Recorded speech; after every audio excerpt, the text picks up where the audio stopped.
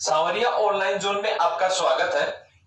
आज हम आप लोगों के 12th क्लास का जो फर्स्ट यूनिट चल रहा है आवेश और विद्युत क्षेत्र, हम लोग उसका तीसरा पार्ट लेके आए हैं। आज हम लोगों ने पीछे फर्स्ट पार्ट में तो आवेश के बारे में और अपने जो स्थिर विद्युत की थी उसके बारे में इंट्रोडक्शन पढ़ा था। जो अपना सेकंड पार्ट आया था उस सेकंड पार्ट में अपने कूलाम का नियम देख लिया। कूलाम के नियम के बाद में अपने कूलाम के नियम का सदिश निरूपण देख लिया और आज हम लोग देखते हैं अध्यारोपण का सिद्धांत। तो चलो अपन देखते हैं पार्ट थर्ड। चलो देखो, जैसे ही अपने आगे वीडियो बनते जाएंगे, जैसे ये वीडियो चल रहा है तो इस वीडियो को पूरा समझने के लिए अपने को पीछे वाले वीडियो देखना जरूरी है। तो इस वीडियो को देखने से पहले यदि किसी भी स्टूडेंट ने यदि पीछे वाले वीडियो नहीं देखे हैं तो पार्ट फर्स्ट और पार्ट सेकंड अवश्य देख लें। चैनल को सब्सक्राइब नहीं किया है तो सब्सक्राइब कर लें, जिससे अपने नए वीडियो हम आप लोगों को मिलते रहे, अपडेट मिलता रहे। चलो अब चलते हैं अपने वीडियो पे। अपना जो टॉपिक है वो है अध्यारोपण का सिद्धांत। अध्यारोपण का सिद्धांत देखो, अध्यारोपण का जो सिद्धांत है ये विद्युत बल में भी काम में आता है, विद्युत क्षेत्र में भी काम में आता है। तो पहला है विद्युत बल, पहला है विद्युत बल और दूसरा है विद्युत क्षेत्र। दोनों में काम में आएगा अपने विद्युत क्षेत्र। तो हम लोग सबसे पहले देख लेते हैं विद्युत बल। अब अपन पढ़ रहे हैं विद्युत बल। विद्युत बल के बारे में हम लोगों ने पढ़ा है, हम लोग इसको कूलाम बल भी कहते हैं। क्या कहते हैं? कूलाम बल। क्योंकि ये कूलाम नामक वैज्ञानिक ने दिया था इसलिए हम लोग इसको कूलाम बल भी कहते हैं। तो हमारे पास में टॉपिक चल रहा था विद्युत बल। विद्युत बल का हम लोग पढ़ेंगे यहाँ पे अध्यारोपण का सिद्धांत। ये आप लोग के पास में जो अध्यारोपण का सिद्धांत है ये क्या प्रदर्शित करता है? ये आप लोग के जो अध्यारोपण है, अध्यारोपण शब्द से अपन समझेंगे सबसे पहले ये अपने सुपरपोजिशन है। हम लोग यहाँ देखते हैं ये जो अध्यारोपण है इसका मतलब एक दूसरे पर अध्यारोपित होना। जैसे मान लो अपने अपन परिवार की बात करते हैं, परिवार में कोई भी एक सदस्य होता है, यदि वो सदस्य किसी प्रकार की कोई गलती कर बैठे तो अपन क्या करते हैं, सभी सदस्य उस पर हावी हो जाते हैं कि ये गलती क्यों की, ये गलती कैसे हुई, इस गलती को जानबूझ के किया या अनजाने में हुई। तो हम लोग क्या करते हैं, उसके ऊपर अध्यारोपित होते हैं। तो यहां पर भी वही पोजीशन होती है। थोड़ा सा इसको ध्यान से देखना। अपन देखते हैं सबसे पहले कि हम लोग पढ़ चुके हैं पीछे, कोई भी आवेश होता है, जैसे मैं एक आवेश ले लेता हूं यहाँ पे क्यू आवेश। ये जो आवेश होता है ये आवेश यदि किसी दूसरे आवेश के पास में हम लोग रखते हैं तो उसका एक बल कार्य करेगा। जैसे एक आवेश है, दूसरा मैं एक आवेश और ले लेता हूं, इसको Q1 ले लो, इसको Q2 ले लो। तो इन दोनों आवेशों के बीच में एक बल कार्य करता है जिसको हम लोग क्या कहते हैं, कूलाम बल, या हम लोग इसको विद्युत बल भी कहते हैं। बोलो कहते ही नहीं कहते? पढ़ चुके अपन पीछे वाले वीडियो में। तो अपने पास में ये स्थिति बन गई। यदि मैं तीसरा आवेश ले आऊं, जैसे Q3 आवेश मैंने ले लिया, तो यहां जो ये कूलाम बल कार्य कर रहा है ना, इस कूलाम बल पर किसी प्रकार का कोई प्रभाव नहीं पड़ेगा। यहां किसी प्रकार का कोई प्रभाव नहीं पड़ेगा। इसका इसके पास में जो ये इस Q1 आवेश और Q2 आवेश के बीच में जो बल लग रहा है उस बल पर तीसरा आवेश आने के कारण किसी प्रकार का कोई प्रभाव नहीं पड़ता। लेकिन ये जो तीसरा आवेश आ रहा है ये इस पर भी बल लगाएगा और इस पर भी बल लगाएगा, मतलब दोनों पर बल लगाता है। यदि चौथा आ जाए, मान लो चौथा आवेश आ गया, तो यहां लगने वाला बल, यहां लगने वाला बल, यहां लगने वाला बल, इन तीनों बलों को प्रभावित नहीं करेगा। जबकि ये इस पर भी बल लगाएगा, इस पर भी बल लगाएगा, इस पर भी बल लगाएगा। तो ये आप लोगों की जो स्थिति बनती है, ये स्थिति होती है, ये अपने आज प्रेजेंट के समय अपने समाज में नहीं चलती। क्यों? क्योंकि दो लोगों के बीच में यदि कोई रिलेशनशिप है, दो लोगों के बीच में यदि कोई रिश्ता है, तो उस रिश्ते को यदि कोई तीसरा व्यक्ति आता है तो उसको प्रभावित करने की कोशिश करता है। लेकिन ऐसा वास्तव में नहीं होना चाहिए, क्योंकि ये जो स्थिति होती है ये अलग होती है। इन दोनों के बीच में लगने वाला बल होता है वो अलग होता है, इनके बीच में लगने वाला बल होता है वो अलग होता है। इस बल से किसी प्रकार का कोई प्रभाव उत्पन्न नहीं होना चाहिए, कोई रिलेशन नहीं होना चाहिए। चलो अब हम लोग देख लेते हैं अपने अध्यारोपण के सिद्धांत का सिस्टमेटिक तरीके से अध्ययन। देखो अपन सबसे पहले ले लेते हैं 2D। ये मैंने ले लिया, 2D ले लिया। ये y एक्स है, ये x एक्स है और ये मूल बिंदु। हम लोग यहाँ पे एक आवेश ले लेते हैं Q आवेश, या फिर बोले तो हम लोग ऐसे ही बोल सकते हैं कि हम लोग यहाँ पे एक निकाय ले लेते हैं, उस निकाय में अपने पास में n आवेश है, एक Q1 है, एक Q2 है, एक Q3 है, और मैं यहां ले लूं ये Q4 है और ये Qn है, ले लिया। अब इन सब का मूल बिंदु के सापेक्ष स्थिति सदिश क्या होगा देखना। जैसे मैंने लिया Q1 तो इसका स्थिति सदिश हो गया R1 वेक्टर, किसके सापेक्ष? मूल बिंदु के सापेक्ष। फिर अपन बात करते हैं Q2 की, तो ये इसके लिए हो गया R2 वेक्टर। n की बात करते हैं तो इसके लिए क्या हो गया? Rn vector. इसकी बात करते हैं 3 की तो क्या हो गया? R3 vector. फिर बात करते हैं अपन 4 की, तो 4 के लिए क्या हो गया? R4 vector. अब अपन क्या करते हैं, इन सब आवेशों में देखते हैं, ये Q1 आवेश है, ये Q3 पर भी, Q4 पर भी लगाएगा, Q3 पर भी लगाएगा, Qn पर भी, Q2 पर, सब पर बल लगाएगा। मतलब इन सबके बीच में आपस में एक बल कार्य करता है, जिसको हम लोगों ने पढ़ा है कूलम्ब बल। अब देखो काम की चीज क्या है, ये निकाय बन गया अपने पास में। ये निकाय कितने आवेशों का है? n आवेशों का है। यहां हम लोग ले लेते हैं निकाय, जिसमें कितने आवेश हैं? Q1, Q2, Q3, Q4 dot dot dot Qn आवेश। अब इनमें से हम लोग क्या करते हैं, किसी एक आवेश को विशिष्ट आवेश मानते हैं, विशेष आवेश मानते हैं। मैं मान लेता हूं इस Q2 आवेश को। किसको मान लिया? Q2 आवेश को मान लिया। तो अब अध्यारोपण का सिद्धांत देखें तो अध्यारोपण का सिद्धांत क्या कहता है कि यदि आवेशों का एक निकाय हो और उसमें हम लोग ये देखें कि इन सब आवेशों के एक दूसरे के अन्योन्य क्रिया के कारण, एक दूसरे के द्वारा उत्पन्न होने वाले विद्युत क्षेत्र की अन्योन्य क्रिया के कारण एक दूसरे पर बल कार्य करेगा।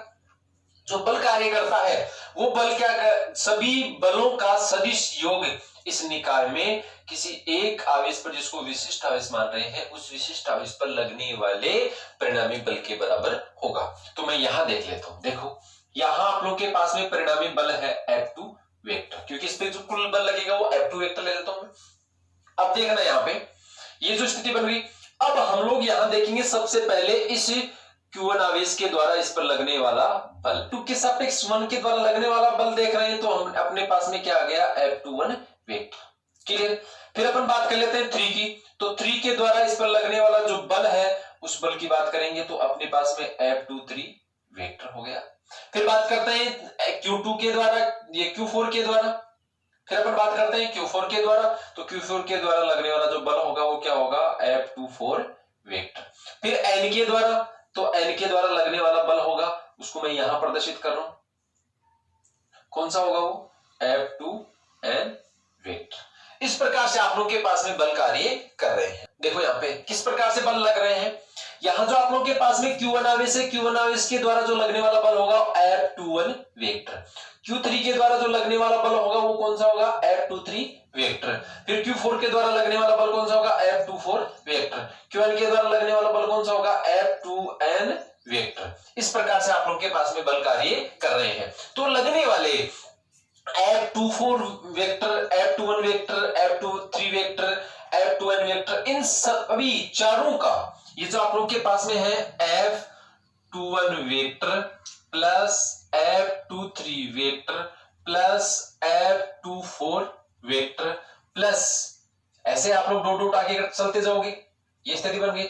आप लोग आगे डॉट डॉट डॉट करते जाओगे तो F2N वेक्टर, इनके इन बलों के सदिश योग का जो मान होगा वो परिणामी बल के बराबर होगा।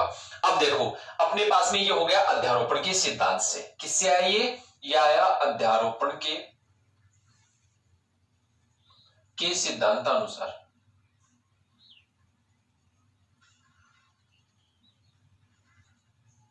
किसके द्वारा ये?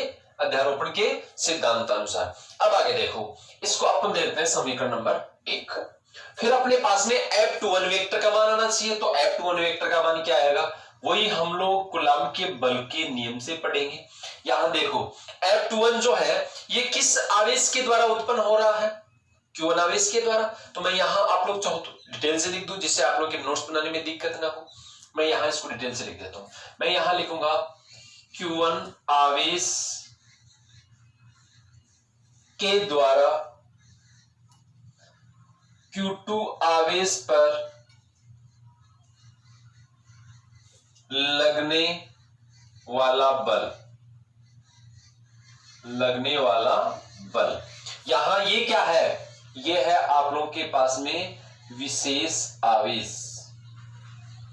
कौन सा आवेश, विशेष आवेश, या इसको बोल सकते हैं अभीष्ट आवेश। कौन सा आवेश, इसको बोल सकते हैं अभीष्ट आवेश। क्लियर।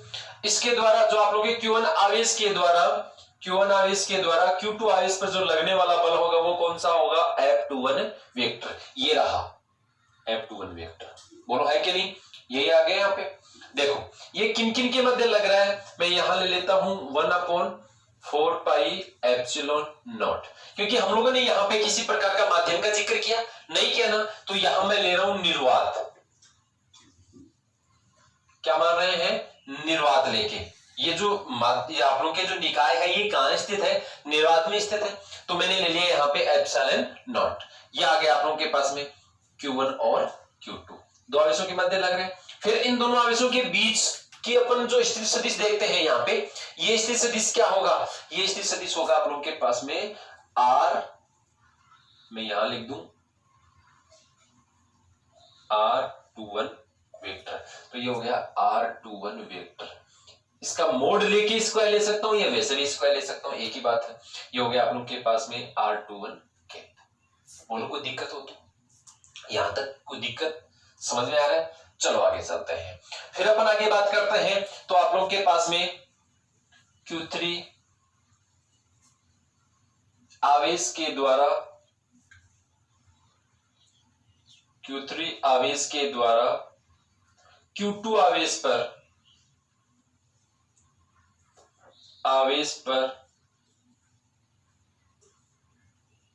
लगने वाला बल क्या होगा, F23 वेक्टर। क्या होगा देखना यहां पे, F23 वेक्टर ये रहा, मैं इसी को ले रहा हूं यहां पे, क्या हो जाएगा 1/4 pi epsilon not Q2 upon R23 square R23 cap.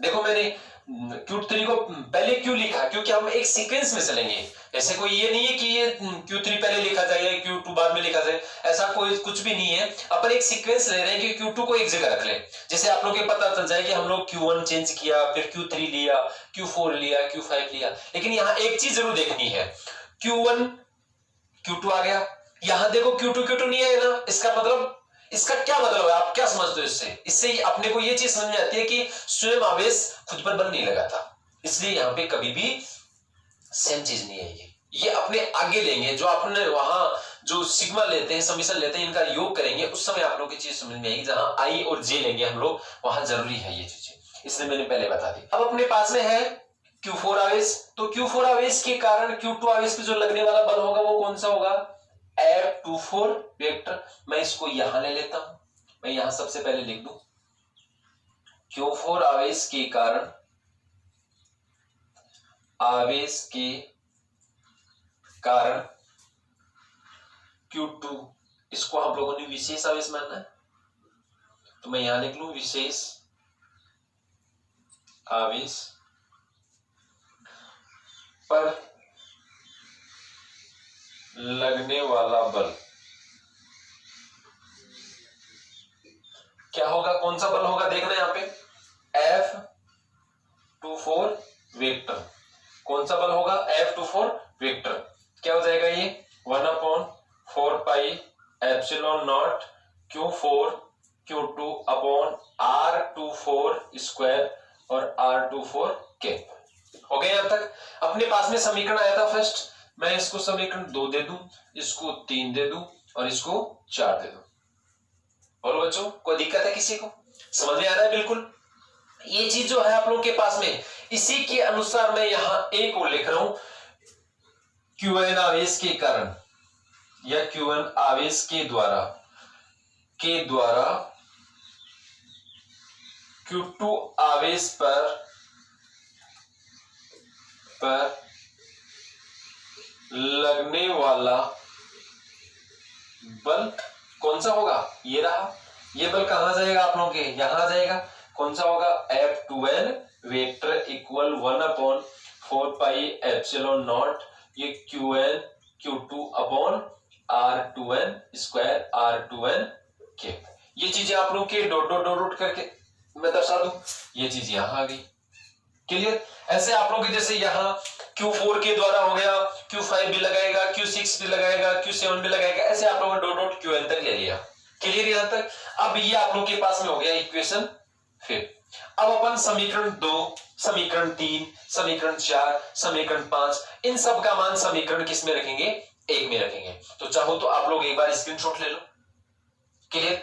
अब एक चीज और देखना, ये जो आप लोग के पास में यहां ये वाला मान आ रहा है R2n की वेक्टर लगा के मोड भी लगा सकते हैं, कोई दिक्कत है किसी को, समझ में आ गया। ये जो आप लोग के पास में है ये क्या है, स्थिति सदिश है। किसका स्थिति सदिश है, ये है आप लोग के पास में Qn आवेश और Q2 आवेश के मध्य लगने वाला बनने वाला स्थिति सदिश। ये स्थिति सदिश हम लोग इसकी जो दिशा लेंगे वो दिशा क्या होगी, लगने वाले बल की दिशा में ही होगी। तो ये आप लोग के पास में स्थिति बन गई। क्लियर। चलो अपन आगे चलते हैं। अभी आप लोगों के पास में समीकरण फर्स्ट क्या आया था, F2 vector equal F21 vector plus F23 vector plus F24 vector plus dot dot dot F2n vector. यहां तक क्लियर। फिर अपन आगे चलते हैं, मान रखेंगे यहाँ पे ये समीकरण 1 था आप लोग के, मैंने यहां फिर से लिखा है इसको। अपन रखेंगे समीकरण 2, समीकरण 3, समीकरण 4, समीकरण 5 से मान रखने पर मैं यहां लिख दूं समीकरण 2, 3, 4 व 5 से मान रखने पर क्या होगा, मान रखने पर देखना F2 vector equal, F2 vector में क्या है, F2 वेक्टर फिर बाद में F21 वेक्टर। F21 वेक्टर का मान क्या था, 1/4 pi epsilon not Q1 Q2 upon R21 vector का मोड का स्क्वायर ले सकता हूं मैं, चाहो तो आप लोग वैसे भी ले सकते हो, कोई दिक्कत नहीं, R21 के। चलो अपने ऐसे लिया था समीकरण 2। फिर लिखूंगा plus 1/4 pi epsilon not Q3 Q2 upon R23 का स्क्वायर। क्लियर। और R23 के हो गए यहां तक। फिर चलो आगे चलते हैं, प्लस ये समीकरण 3 हो गया, समीकरण 4 का मान रखेंगे 1/4 pi epsilon not Q4 Q2 upon R24 का स्क्वायर R24 के plus dot dot dot 1/4 pi epsilon not समीकरण 5 से रखेंगे मान, क्या आएगा Qn Q2 अपॉन R2n का स्क्वायर R2n के। यहां तक क्लियर। चलो आगे देखते हैं, जो चीजें कॉमन आती है उनको कॉमन ले लो। क्या क्या कॉमन आ रहा है, एक तो कॉमन आप लोग के पास में Q2 आवेश, सब में कॉमन है, क्योंकि कॉमन वही चीज आएगी जिसको आप लोगों ने विशेष आवेश माना था। क्यों, क्योंकि देखो विशेष आवेश आप लोगों ने Q2 को माना, तो जितने भी आप लोगों के पास में बल कार्य कर रहे थे वो सब किस पे कर रहे थे, Q2 आवेश पे कर रहे थे, तो कॉमन चीज क्या हुई, Q2 हो गई। फिर अपन बात करते हैं तो आप लोग क्या आ गया 4 पाई एप्सिलॉन नॉट। फिर क्या है आप लोग के पास में, अंदर देखना क्या बचा, यहां बचा आप लोग के Q1 R21 स्क्वायर R21 के प्लस ये हो गया Q2 तो आ गया Q3 R23 स्क्वायर R23 के प्लस फिर आ गया Q4, ये हो गया आप लोग के पास में R24 स्क्वायर R24 के प्लस डॉट डॉट डॉट क्या बचा आप लोग Qn, ये हो गया R2n स्क्वायर R2n के। हो गया, तो यहां तक हो गया। अब अपन लेते हैं सिग्मा, तो F21 वेक्टर इक्वल समीशन लेंगे 4 पाई एप्सिलॉन नॉट सिग्मा आई लेंगे, यहाँ पे आई का मान 1 से स्टार्ट होगा, क्योंकि यहाँ जो आप लोगों के पास में ये है इसको मैं आई ले लेता हूं, R2 का 2 रहेगा, ये आई स्क्वायर हो गया R2 आई के। अब देखो जो आई का मान है वो 1 3 4 5 6 7 8 n तक होगा। देख लो मैंने 1 3 वैसे वैसे रख दिया। तो i का मान 1 से स्टार्ट हो रहा है, कहां तक है n तक। लेकिन कौन सा नहीं है, 2 नहीं है ना यहाँ पे। देखो ना तो यहाँ पे 2 आया ना यहाँ 2 आया, क्योंकि डबल नहीं हो सकता कभी भी, 2 2 नहीं हो सकता। तो मैं यहां ले लूंगा i not equal to. Clear. एक तो आप लोगों के पास में मान ही आ गया, लेकिन अपने को यहां से कॉमन चीज निकालनी है कि वो सब में काम में आ सके, सब जगह। तो मैं इस जरूरी नहीं कि आप लोगों ने जो Q2 आवेश है Q2 आवेश को विशेष आवेश माना, आप लोग Q1 को भी मान सकते हैं, Q3 को भी मान सकते हैं, Q4 को मान सकते हैं, Qn को भी मान सकते हैं। तो यहां आप लोग के पास में 2 नहीं आना चाहिए। हम यहाँ पे एक ऐसा कोड लेंगे जिस कोड से अपने पास में कोई भी वैल्यू ली जा सकती है। तो उस कोड के रूप में अपने एक समीकरण आएगा, आप लोग के देखना। तो एफ जे वेक्टर, मैंने जे ले लिया वो कोड। अब ये जो j है, इस j की वैल्यू आप 1 से लेके n तक कुछ भी ले सकते हैं, लेकिन वो मान नहीं लेंगे जो i का होगा। दोनों का मान कॉमन नहीं होगा। देखना यहाँ पे ये वाला जो वैल्यू है, आप लोग चाहो तो मैं इसको अंदर ले लूं 1/4 पाई एप्सिलॉन नॉट, ये तो सब में कॉमन है। ये समीशन ले लिया मैंने, समीशन ले लिया तो आप लोग के पास में एक तो क्यू आई ये रहा, एक मैंने 2 की ये जो 2 है इसकी जगह कोड लिया है j, मैंने j अंदर ले लिया। r, ये जो r है इस r का मान जो है ये मैंने यहां देखो 2 है तो इसकी जगह मैं ले लूं j, और ये i square r j i के। अब i का मान कहां से है, 1 से स्टार्ट है n तक है, कोई भी आवेश हो सकता है। जो j का मान है वो भी 1 से स्टार्ट होकर n तक है, कोई भी मान हो सकता है। लेकिन कभी भी i और j दोनों का मान कॉमन नहीं होगा, मतलब सेम नहीं होगा, इसलिए मैं ले सकता हूं i नॉट इक्वल j। तो इस प्रकार से अध्यारोपण के सिद्धांत से आप लोगों के पास में ये वाला मान प्राप्त होता है, समीकरण नंबर 7। बोलो कोई दिक्कत हो तो। ये हो गया आप लोगों के पास में अध्यारोपण का सिद्धांत, प्रिंसिपल ऑफ सुपरपोजिशन। ये आप लोगों के पास में जो मान प्राप्त हो रहा है ये मान आप लोग के परिणामी विद्युत बल को प्रदर्शित करता है। जिस प्रकार से आप लोगों ने यहाँ विद्युत बल के बारे में अध्यारोपण का सिद्धांत पढ़ा है, आगे हम लोग जब विद्युत क्षेत्र पढ़ेंगे उसमें भी विद्युत क्षेत्र में भी अध्यारोपण का सिद्धांत कार्य करता है, उसको हम लोग आगे पढ़ेंगे। तो देख लो, हो गया। चाहो तो स्क्रीनशॉट ले सकते हो। चलो अब अगला टॉपिक है आप लोगों का विद्युत क्षेत्र। अगला टॉपिक क्या है, विद्युत क्षेत्र। देखो यहाँ पे क्या कहता है विद्युत क्षेत्र, क्या है विद्युत क्षेत्र। देखो अपन बात करते हैं किसी आवेश की, चाहे एक आवेश हो चाहे आप लोगों के पास में अलग अलग आवेश हो, चाहे कितने भी आवेश हो, एक आवेश प्रत्येक आवेश का, चाहे एक आवेश हो चाहे आप लोग के एन आवेश हो, प्रत्येक आवेश के चारों ओर का एक क्षेत्र होता है जहां तक एक प्रभाव उत्पन्न होता है इस आवेश का। मतलब अपन बात करें तो किसी आवेश के चारों ओर का वह क्षेत्र जहां तक उस आवेश का प्रभाव रहता है वो क्या कहलाता है, विद्युत क्षेत्र। इसको देखेंगे कैसे, इसका परीक्षण कैसे करेंगे। इसका परीक्षण करने के लिए हम लोग क्या करते हैं, 2 आवेश ले लेते हैं। एक मैंने ले लिया Q1 आवेश और एक ले लिया Q2 आवेश, 2 आवेश आप लोगों ने लिए। अब इस Q1 आवेश के भी चारों ओर एक क्षेत्र होगा, एक Q2 आवेश के भी चारों ओर एक क्षेत्र होगा। जैसे मान लो ये स्थिति बन गई, इसके चारों ओर का ये क्षेत्र है, इसके चारों ओर का ये क्षेत्र है। तो यहाँ ये जो क्षेत्र है ये दोनों में कॉमन आया कि नहीं आया, दूसरे के प्रभाव क्षेत्र में आया कि नहीं है।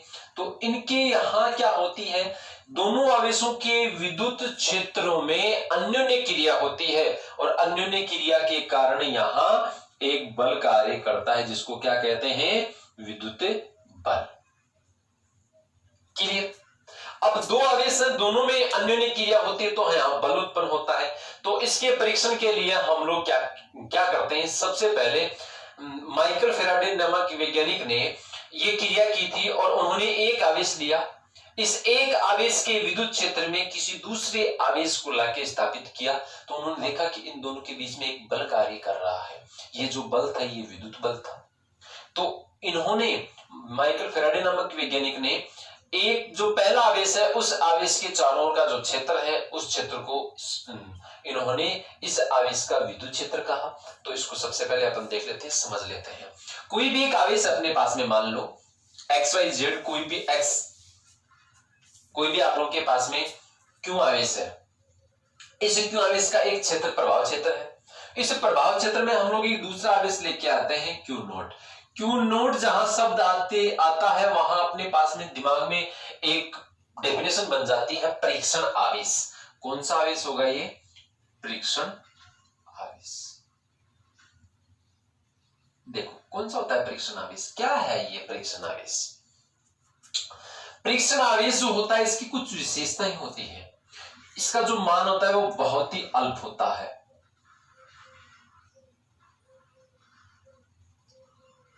अति अल्प मान। चलो दूसरी विशेषता क्या है इसकी? ये धनावेश होता है। कैसा होता है? धनावेश होता है। ये जो आवेश होता है इसका परिमाण कितना होता है? इसका परिमाण 1 होता है, मतलब एकांक बोल सकते हैं या इकाई परिमाण का हो सकता है। फिर अपन क्या करते हैं, इसकी कुछ विशेषताएं और मानते हैं। ये तो होती है वास्तविक रूप से। इसकी कुछ विशेषताएं अपन मानते हैं। उनमें सबसे पहला है कि इसका स्वयं का विद्युत क्षेत्र नहीं होता।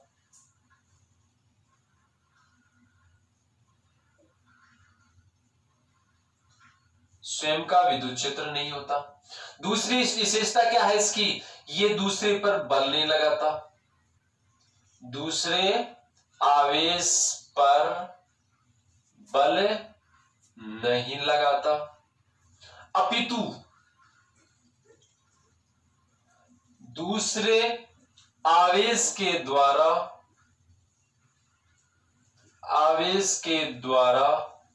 लगाए जाने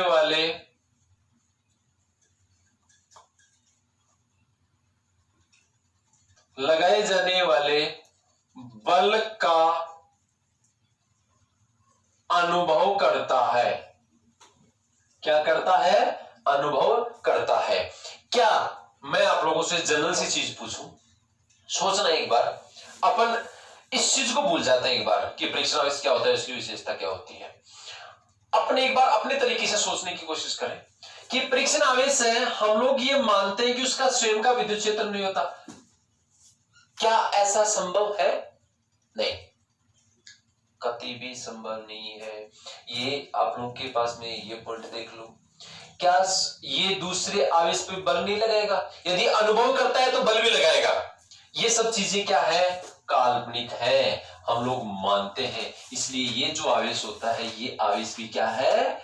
काल्पनिक है। समझ गए ना? कल्पित भी बोलते हैं इसको। ये जस्ट इमेजिन है। आप लोगों के पास में काल्पनिक आवेश है। कैसा आवेश है? काल्पनिक आवेश। क्योंकि हम पर नहीं ऐसा मान रहे हैं, जबकि इसकी विशेषताओं के अनुकूल नहीं है। कोई भी आवेश होता है उसके अनुरूप नहीं है कि ऐसा आप लोगों के विद्युत क्षेत्र नहीं होता, दूसरे के बल को अनुभव तो करता है लेकिन स्वयं बल नहीं लगाता। ये कभी नहीं होता। ये एक काल्पनिक आवेश है जो हम लोग केवल परीक्षण के लिए काम में लेते हैं, तभी इसका नाम क्या रखा है? परीक्षण आवेश। That's clear. चलो अब अपन चलते हैं अपने पॉइंट पे। ये जनरल सी चीजें थी जो मैंने आप लोगों को बता दी। तो माइकल फैराडे नामक वैज्ञानिक ने क्या बताया कि अपन एक आवेश लेते हैं और उस आवेश के पास में एक दूसरा परीक्षण आवेश लेके आते हैं तो एक बल का अनुभव होता है, बल अनुभव किया जाता है। देखो यहां पे देखना, एक हम लोग आवेश ले लेते हैं क्यू आवेश। इस क्यू आवेश से स्मॉल आर दूरी पर एक दूसरा हम लोग परीक्षण आवेश लेते हैं क्यू नॉट आवेश। यहां क्यू नॉट आवेश लेके आएंगे, ये ए बिंदु हो गया, ये पी बिंदु हो गया। यहां हम लोग देखते हैं कि ये जो स्थिति आप लोग के बन रही है इसमें इस परीक्षण आवेश के द्वारा एक बल अनुभव किया जाता है जिसको हम लोग एफ वेक्टर के द्वारा रिप्रेजेंट कर सकते हैं। तो इस परीक्षण आवेश के द्वारा अनुभव किए जाने वाले बल का मान क्या होता है? इस आवेश का विद्युत क्षेत्र, जो एक सदिश राशि होती है, इसे विद्युत क्षेत्र की तीव्रता कहा जाता है। वो अपन आगे देखेंगे एक बार। तो ये जो लगने वाला बल है ये बल ही विद्युत क्षेत्र को प्रदर्शित करता है। देखो कैसे? क्योंकि इसका परिमाण क्या होता है? 1 होता है। अपने पास में फॉर्मूला बनता है एक विद्युत क्षेत्र। फॉर्मूला क्या बना? विद्युत क्षेत्र बराबर विद्युत बल,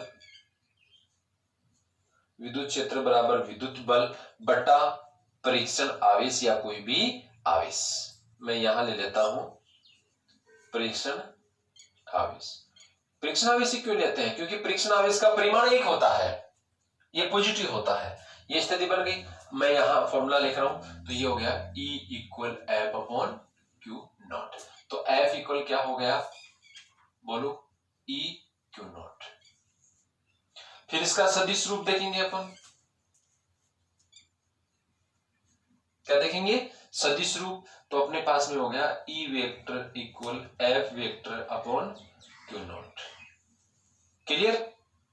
ये समीकरण नंबर 1 और ये समीकरण नंबर 2 हो गया। अब अपन मान निकालते हैं। देखना यहाँ पे मान निकालेंगे। अपने पास में देखो क्या वैल्यू आ रही है, F equal 1/4 pi epsilon not. मैंने पहले भी आप लोगों को कहा था, यदि आप लोगों के पास में किसी प्रकार के माध्यम का जिक्र ना हो तो हम लोग उसको क्या मानते हैं, निर्वात मानते हैं। तो आप लोग के पास में F की वैल्यू क्या आई, क्यू नॉट। एक क्यू है, दूसरा क्यू नॉट है, अपॉन आर स्क्वायर। क्लियर? और आप लोग के पास में फॉर्मूला क्या है, समीकरण 1 से, चूंकि E equal F upon Q not और E इक्वल एफ का वैल्यू क्या हो जाएगी, 1/क्यू नॉट। तो यहां रख दूं, ये हो गया 1/4 pi epsilon not q not upon r square.